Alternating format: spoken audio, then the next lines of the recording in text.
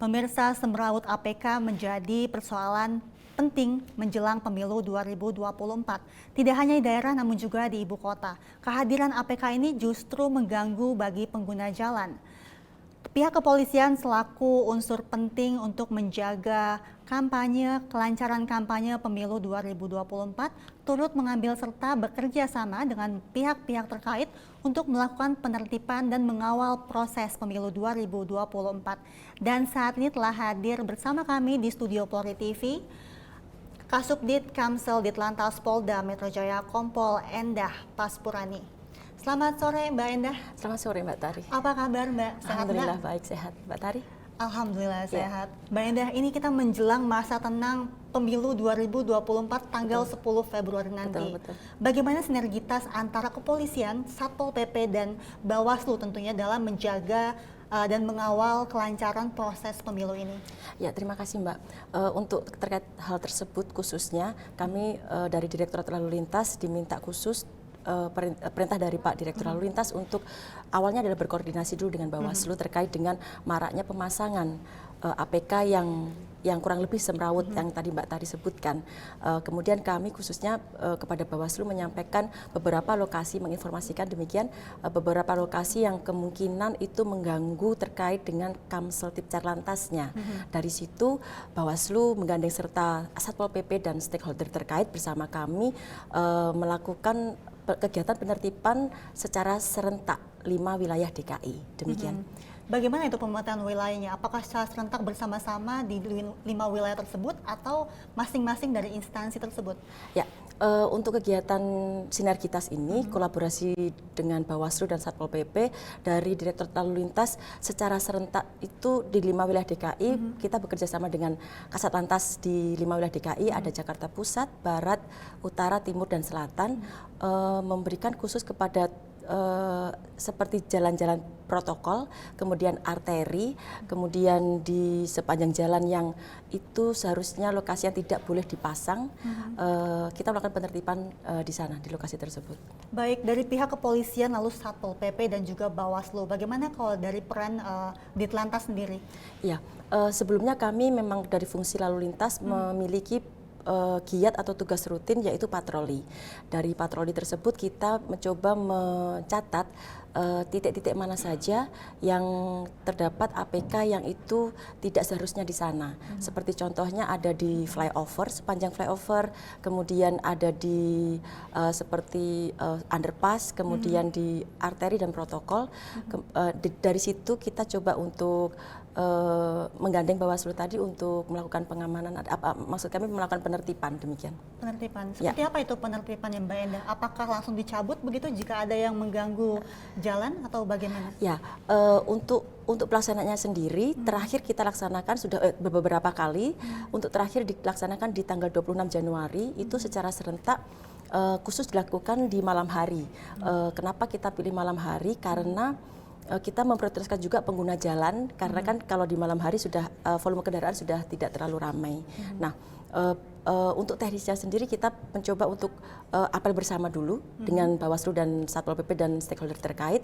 Kemudian masing-masing wilayah ini seperti informasi data yang kita sudah berikan menyisir patroli. Kemudian untuk Bawaslu dan Satpol PP yang mencabutnya. Untuk kami dari lalu lintas kita fokus tetap kepada arus lalu lintasnya dan kita tetap memprioritaskan kepada keselamatan dan keamanan dari pengguna jalannya. Demikian. Itu artinya Ditlantas sendiri hanya memantau dan mengontrol saja begitu ya Mbak ya? Untuk kegiatan penertibannya betul, kami hanya melakukan pendampingan. Tetapi untuk pelaksanaan penertibannya sendiri tetap dilaksanakan oleh Bawaslu, Satpol PP dan instansi terkait. Kalau dari lalu lintas hanya mengikuti kegiatannya, mengawal, kemudian mengamankan arus lalu lintas pada saat kegiatan tersebut berlangsung. Demikian. Dan hal itu sudah dilakukan sejak tanggal 28 November dimulainya masa kampanye atau bagaimana? Untuk kampanyenya sendiri kan memang dilaksanakan seperti yang disebutkan sama Mbak Tari, tetapi untuk penertibannya tidak langsung serta-merta di tanggal tersebut, tapi sudah Tunggu menjelang ada laporan dulu begitu ya? Atau sudah berjalan beberapa saat ketika kami dari hasil patroli tersebut loh kok disinyalir sudah mulai memasang di tempat-tempat yang tidak sesuai dengan ketentuan yang sudah kita sama-sama tahu, maka dari situlah kita melaksanakan patroli, kemudian memberikan informasi di lokasi mana saja yang sudah mulai dipasang APK yang dimungkinkan, sangat dimungkinkan bisa mengganggu keselamatan dari pengguna jalan, khususnya pengguna jalan itu adalah pejalan kaki dan pemotor, demikian. Berarti sudah berapa banyak itu laporan dari warga tentang APK yang semeraut ini, Mbak Endah? Khusus di Lantas sendiri kami tidak menerima laporan tersebut, iya.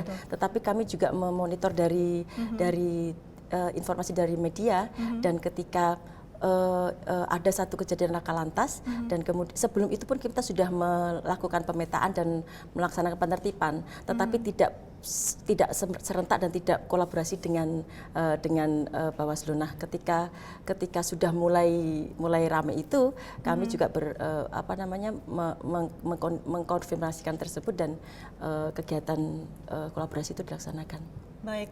Berarti sejauh ini bagaimana tentang APK tersebut? Apakah jauh lebih baik begitu, jauh lebih tertib semenjak adanya patroli yang dilakukan dari ketiga instansi tersebut?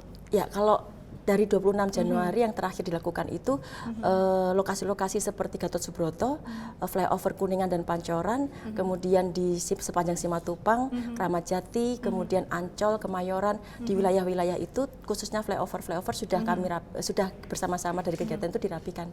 Sudah dirapikan, terutama yang APK yang mulai roboh, kemudian agak-agak patah karena memang cuaca di Jakarta sudah sangat-sangat sudah mulai musim hujan begitu ya, dan Mbak? ada angin itu ya.